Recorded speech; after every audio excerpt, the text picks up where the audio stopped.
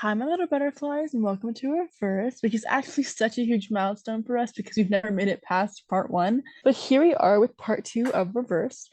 Reversed is a miraculous audiofic written by me, January, and Lazy. The cover art was done by Lazy, and as for the voice actors, I'll be playing the narrator and Plagg.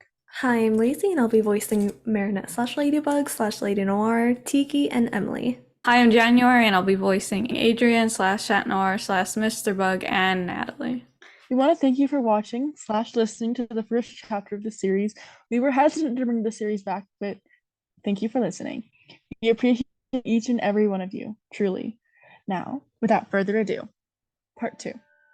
Despite everything weird that's happened, Marinette's parents' bakery looked pretty much the same. Marinette entered the bakery through the back door and ran up the stairwell. She opened her purse to look for her house key. The only thing was it wasn't there. She thought she might have dropped it on her way here, so she lifted the welcome mat for the spare key. Marinette fumbled to put it in and turned the lock. Marinette pushed open the door and climbed the stairs to her room. Her room looked slightly different, though. Some of her decorations were replaced, and her newest hat, which she was working on, was also different, like someone else had lived there.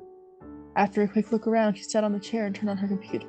She put in her usual password, Adrien, heart, and it was incorrect.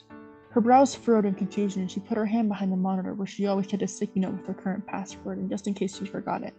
She read the sticky note. Marinette, heart. Something wasn't right. First off, she never changed her password, or that she didn't remember changing it. And for second, even if she did change it, why would she change it to herself? Marinette shrugged and typed in the password to be met with her own face. Now it was getting creepy. It was the same background she had before, but instead of Adrien's face, her own stared back at her. What the? She uttered. Tikki flew out of Marinette's purse and said, That's weird. Yeah, really weird. Marinette agreed. She plugged in the USB and a folder name just in case popped up on the screen. There were hundreds of photos and videos, but they were different. They were all pictures of her. She opened one of her in front of the Dupenching bakery with her parents, Tom and Sabine, popped up. Tikki, this doesn't make sense. These are all photos of me in front of the bakery with my friends. Marinette said. If this was from your lucky charm, it has to be useful somehow. Tikki suggested. I guess you're right, but I don't understand how this helps me. And why is it named Just In Case? Marinette's face filled with worry. Suddenly they heard footsteps coming up the stairs. Marinette froze and Tikki flew into the purse. Adrien, honey, it's time for lunch. A woman said in a sweet voice, one Marinette never heard before. The trapdoor opened and a blonde head popped through. She had green eyes like Adrien's and an angular face. Emilie? Marinette whispered.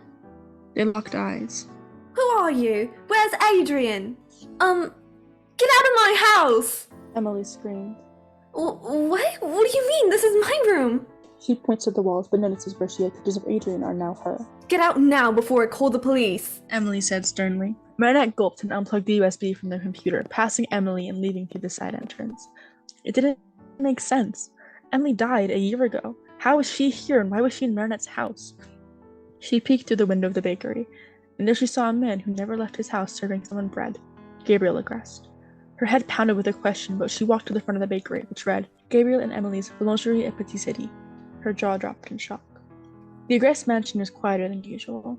Adrien tiptoed to his room where he noticed things had changed. Colors had been added and a vanity sat on one end. He didn't think much of it and sat on his chair. He woke up to the monitor and noticed his background had changed, to Marinette's mom, Sabine. He didn't remember doing that, but why Sabine? He typed in his password, Ladybug, my love, and it wouldn't let him in.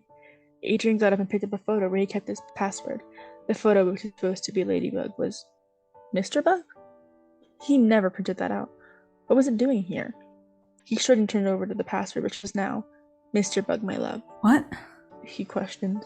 He typed in the password and it finally opened. Adrien plugged in the USB and a folder opened called, This is also just in case. Also, he scrolled through the photos and there were all pictures of him. Some modeling, some just him walking around. There were a couple of photos of Chat Noir saving Paris. He tilted his head.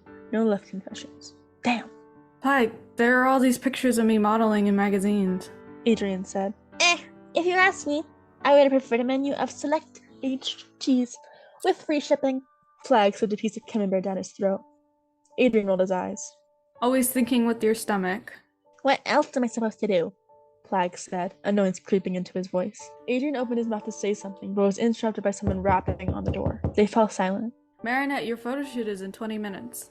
The door opened and Natalie's head was visible. She stared at him. What are you doing in Marinette's room? What do you mean? Natalie, it's me. I will have to call the police if you do not leave. Natalie said sternly. Though, deathly confused, he continued with, Sorry. Marinette invited me over and went to the bathroom right now. Anyways, I have to go. Have a nice day. He grabbed the USB stick and ran out the door of the room. He only stopped when he saw someone who shouldn't be there.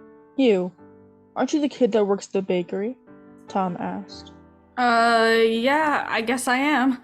Adrien replied, still very confused. I didn't know Marinette had a guest over. Where is she? He asked.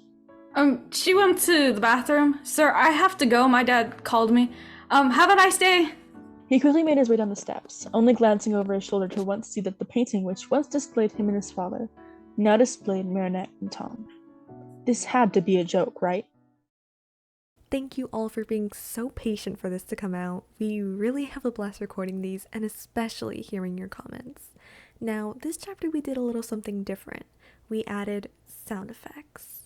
They make it just that much a little more immersive, and I think they work well with everything. So let us know what you think of them.